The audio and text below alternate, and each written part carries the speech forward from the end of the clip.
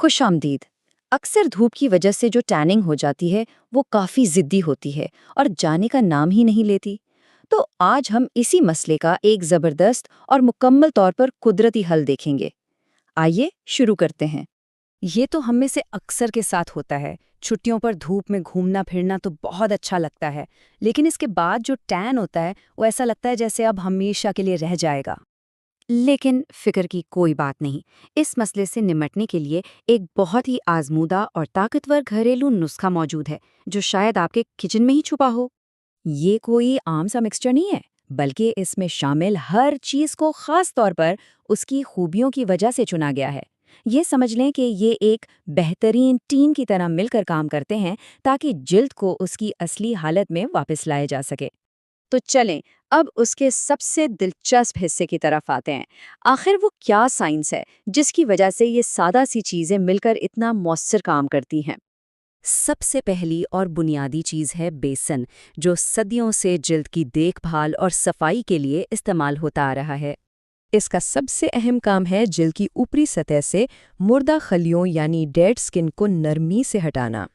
یہ ایک قدرتی اسکرب کی طرح کام کرتا ہے، جو نہ صرف ٹین کم کرتا ہے بلکہ جلد سے فالتو تیل اور گندگی بھی صاف کر کے رنگت کو صاف اور روشن بناتا ہے۔ اب آتا ہے ہمارا دوسرا ہیرو یعنی دہی۔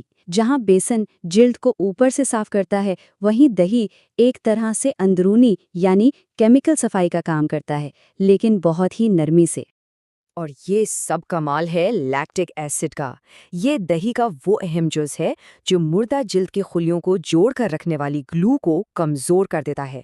جب وہ ہٹتے ہیں تو نیچے سے صاف اور چمکدار جلد سامنے آتی ہے۔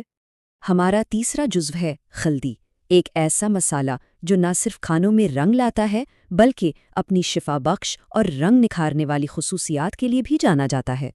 ہلدی کی اصل طاقت اس کے اندر موجود کرکیومن میں ہے۔ دھوپ کی وجہ سے جلد پر جو ہلکی سی سوزش اور لالی آ جاتی ہے، یہ اسے کم کرنے میں مدد کرتا ہے اور جلد کو سکون پہنچاتا ہے۔ اور آخر میں ایک ایسی چیز جو شاید آپ کو تھوڑا حیران کر دے، وہ ہے انسٹنٹ کافی۔ جی ہاں، کافی صرف پینے کے لیے نہیں ہوتی، یہ اینٹی آکسیڈنٹ سے بھری ہوتی ہے جو جلد کی حفاظت کرتے ہیں۔ یہ خون کے گردش کو بہتر بنا کر جلد میں ایک نئی جان ڈالتی ہے اور ساتھ ہی بیسن کی طرح ایک بہترین اسکرب کا کام بھی کرتی ہے۔ تو اب جب ہم یہ جان چکے ہیں کہ یہ اجزاء کیا جادو کرتے ہیں، تو آئیے دیکھتے ہیں کہ ان سب کو ملا کر ایک مؤثر پیک تیار کیسے کرنا ہے۔ یہ مقدار چہرے، ہاتھوں اور پیروں پر ایک بار استعمال کے لیے کافی ہے۔ طریقہ بہت ہی آسان ہے۔ سب سے پہلے ساری خشک چیزوں یعنی بیسن، کافی اور ہلدی کو ایک پیالے میں مکس کر لیں۔ پھر اس میں تھوڑا تھوڑا کر کے دہی ڈالیں اور ہلاتے جائیں یہاں تک کہ ایک ہموار سا پیسٹ بن جائے۔ اچھا، اب پیک تو بن گیا، لیکن اسے صحیح طریقے سے لگانا اور نتائج کے لیے حقیقت پسندانہ توقعات رکھنا بہت ضروری ہے۔ اس کی ایک موٹی تہ اپنی جلد پر لگائیں اور اسے 20 سے 30 منٹ کے لیے چھوڑ دیں یا جب تک یہ مکمل طور پر خشک نہ ہو جائے۔ ایک بات یاد رکھنا بہت اہم ہے، یہ ایک قدرتی علاج ہے، کوئی کیمیکل بلیچ نہیں جو ایک دن میں آپ کی رنگت بدل دے۔